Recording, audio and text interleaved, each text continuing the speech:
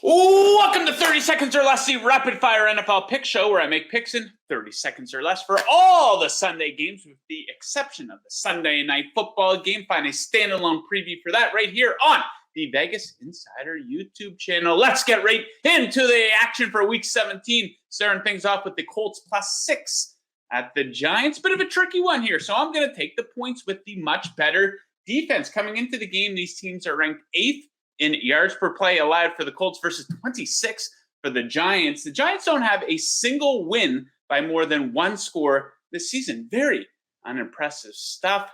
Nick Foles to surprise in that one. Next up can be the Eagles -5.5 with the Saints in town. And I think this one comes down to the Eagles' ability to limit the Saints' offense, which is prone to no-shows on the road. They're averaging just 17.9 points per game on the road. The Eagles tied for first in yards per play allowed at home. Saints are also 0-6 this season versus teams who are currently in a playoff spot. The Eagles can lock up home field in the NFC with the W here. Next up, give me the Jags -4. Very impressive stretch here for the Jaguars. During their 3-game winning streak, they rank 4th in net yards per play. The Texans way down there at 30th, and Houston shouldn't be fucking around trying to win here. That could cost them the #1 overall pick in the draft and the top quarterback in the 2023 draft. Next up, Bears-Lions over 52 points. Average combined score in Lions home games this season, 59.4. These teams combined to score 61 points in their matchup earlier this season. Both of these defenses absolutely stink. High-flying game should be a fun one in Detroit. Next up, Panthers-Bucks under 40.5 points. These teams combined for just 24 points in their matchup earlier this season. Bucks have been a great underbet all season. They've gone under in 11 of 15 games. Average combined score of just 38 points in their games. Their defense is still pretty good. Expect a lot of punting in this game. Each team struggling on third down. Browns-Commanders, give me under 40.5. Check out this Browns offense with Deshaun Watson. 4 games at quarterback for Watson. The Browns offense is averaging 9.75 points per game. Paying a lot of money for 9.75 points per game from Watson. 10 of Washington's last 13 games failed to cross 40 points. Next up, Cardinals, Falcons under 42.5. The battle of the birds. Each of these offenses really struggling right now. 14.7 and 14.3 points per game over their last 3 matchups. Colt McCoy expected to get the start here. 15, 13, and 10 points scored by the Cardinals his last 3 times out.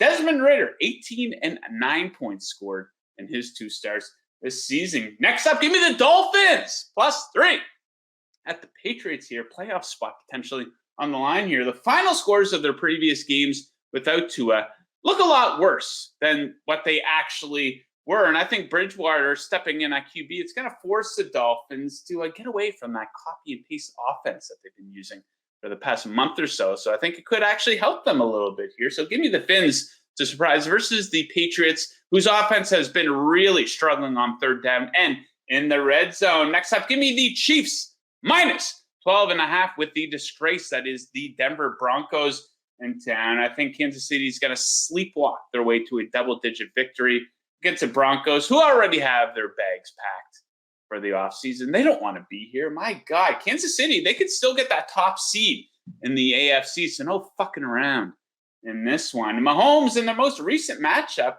he threw 3 interceptions in that game, made the game a lot closer than it should have been, so expect a much sharper performance from the MVP favorite in this one. Next up, give me the 49ers -9.5 in Las Vegas versus the Raiders. Oh, my God. I think it's pretty obvious what's going on here with the Raiders sitting Derek Carr.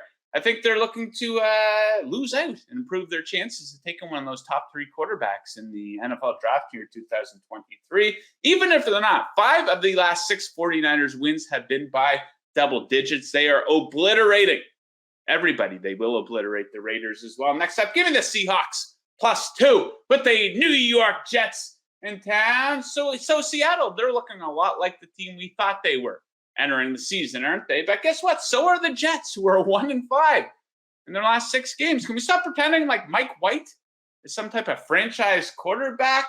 You know, I need to see more from White. So I'm going to take the home team that's getting the points in a matchup that I think is pretty even. Next up, Rams Chargers. Give me under 42.5 for this one. I think it's safe to say that we're not going to see another 51-point performance from the Rams here this season.